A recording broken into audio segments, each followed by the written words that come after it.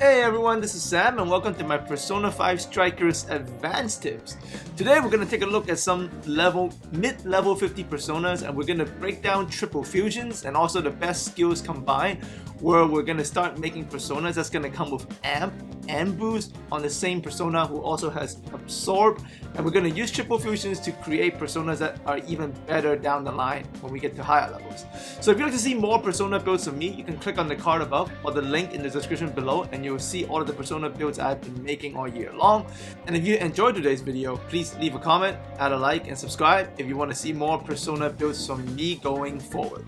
So let's begin by looking at the Kurama build, which is a triple fusion. So you're going to need a K1, a Kobatangu, and an Okinushi.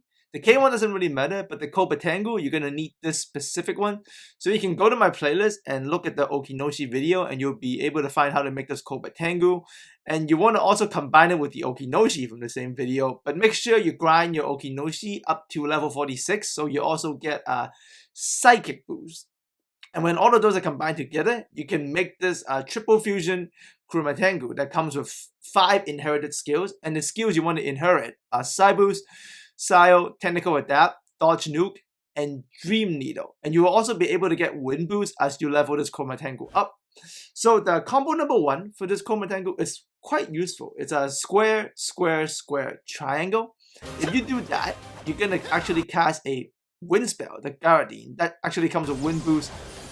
That's going to be a lot more wind damage. Combo number 2 is a square, square, triangle, triangle. If you do this one, it's also a very useful attack. It's short range, but it's a heat wave, and that's going to generate a lot of physical damage.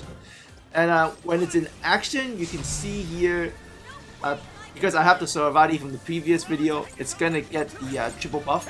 But you can see I go to the Fortuna and I cast the Lullaby, so the 2 previous personas I've showed you. But if you switch to the Komatango after putting the enemies asleep, you can do Dream Needle, Sayo, and Heat Wave. All of those comes with technical damage.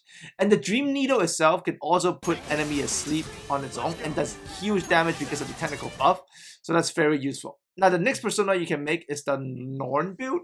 For this one, you want to first take the Komatango you just made, combine it with a Valkyrie, and make a Naga. So on the Naga, these are the skills you want to inherit. You want to inherit Technical Adapt, Dodge Curse, Dodge Nuke, and Wind Boost that comes from the Kurumatengu. And once you have that Naga in place, you're going to combine that Naga with the Hecaton that I showed you how to make earlier. And when you combine all of those, you don't need any skills from the Hecaton. You just need to carry over the same skills. So Dodge Curse, Dodge Nuke, Technical Attack, and Wind Boost again.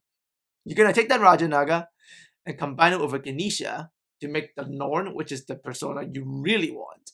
And when you create the Norn, the skills you want to inherit are the same 4 skills. Dodge Nuke, Dodge Curse, Wind Boost, and Technical Adapt. So that's going to help with all the weaknesses of the Norn. And at the same time, because you have Wind Boost that comes with the Kurumatengu, as you level up this Norn to level 58, you're actually going to get Wind Amp. Which means now you have a persona that comes with Wind Amp and Wind Boost and can do wind spells. So this will be the strongest wind persona you can make early at level 58. So combo number 1 from Norn is square, square, square, triangle. If you do that at level 58, you'll be casting a Garadine that has wind boost and wind amp. Now combo number 2 is square, square, triangle, triangle.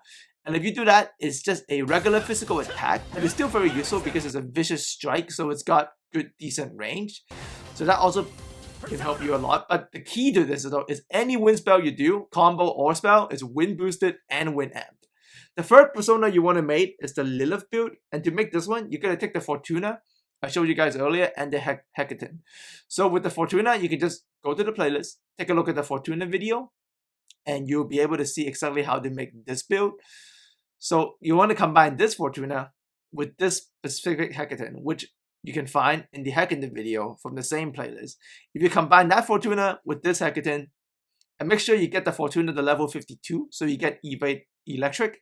So you're going to inherit over the skills Evade Electric, Endure, Element Boost, and Technical Adapt. You do that, and if you grind this Lilith up to level 59, you're going to get Soul Thief, Brain Jack, Element Boost, Endure, Evade Electric, Technical Adapt, and 3 different element spells. So that's as good as it gets.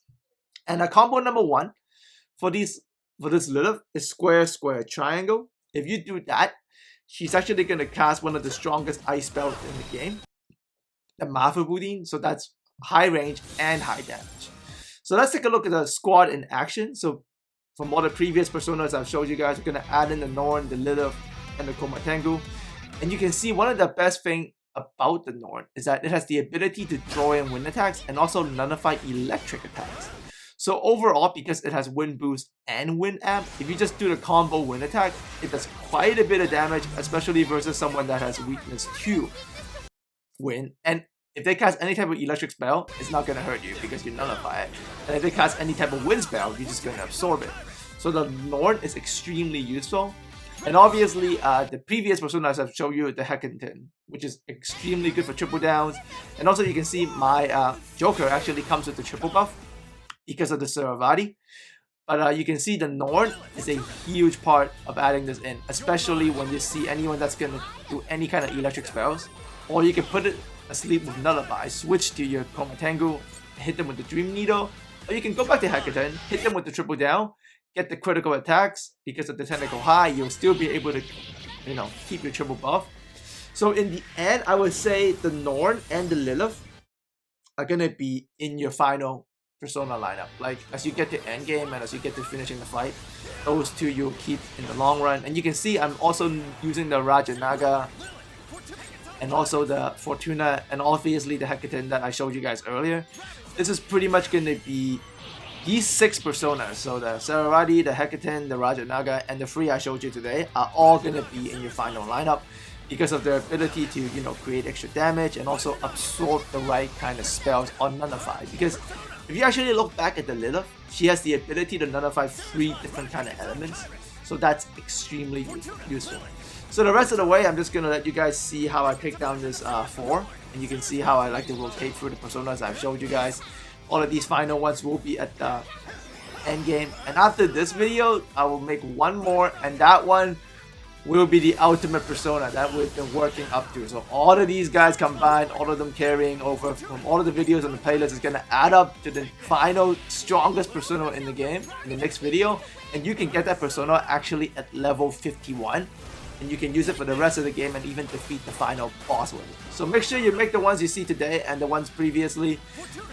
When it's all said and done, the next video I'm going to show you guys the final strongest persona you can make starting at level 51, and it's going to take you all the way to the end of the game and even post-game. Strongest persona ever, guaranteed. Alright, so as always, fans are coming by. In terms of the channel, you can also start expecting Monster Hunter Rise from the Nintendo Switch from me. That's the next game I'm going into.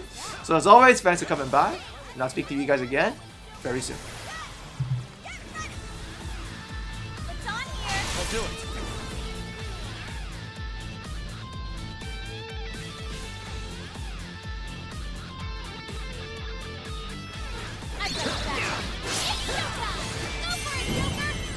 Showtime!